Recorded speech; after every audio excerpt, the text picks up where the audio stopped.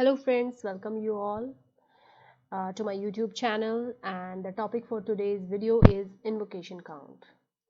So let's see that you have a question: how to run the same method 100 times in TestNG with the same data.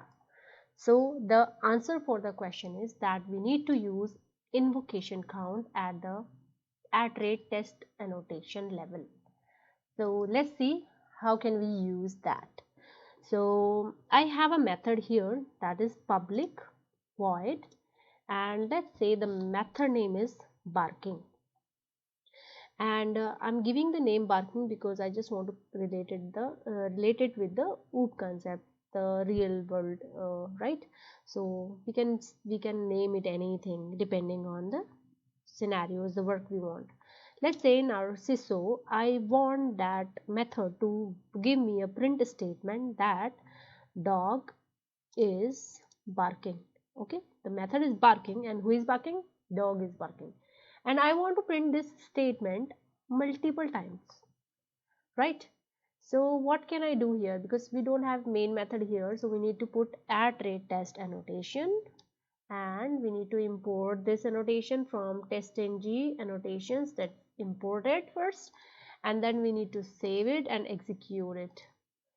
And when we do execute it, we can see in the console that it has printed dog is barking multiple times, and there is one test, right? There is one test, and that test has run only one time. And in test suite also, it is showing that there is one test, and that test has run one time, pass one time, failure 0, and skip 0, right? So now uh, it is not a good practice to to take one kind of work so many times, right?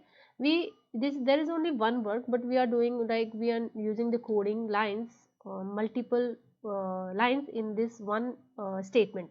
So what can we do then? We want to run this barking method 100 times or 10 times. Let's say first I want to run it 10 times. So what can I do? I will just putting here invocation count, and let's say invocation count is equals to 10, right? Or let's say first we will be doing one time only, and save it and run it. So you see in the console what happened in the console, that it is showing us dog is barking one time. Test suites are 1, and passes 1, failure 0. Now I just want to do it, instead of 1 I want to do it 10 times. Let's save it and execute it. So it is showing me dog is barking 10 times, and what it is giving over here, that how many tests do we have? We have only one method, that is one test we have here.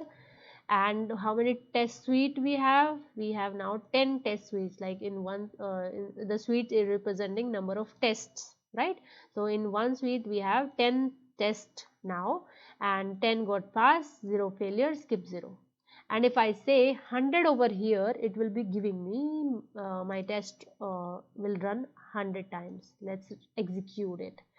So you see here it is executing the dog is barking 100 times, and at last we can check it that there is one test, and in test suite 100 tests got run, and there is 100 passes and 0 failure and 0 skip. So that is the benefit of using invocation count, guys. And for this question, there is a very simple answer, that we need to use invocation count to run our the same method 100 times or 1000 times or 10,000 times. So I hope that you all like this video. Thank you for watching. Please do like, share and subscribe my videos. Thank you guys. Thank you very much.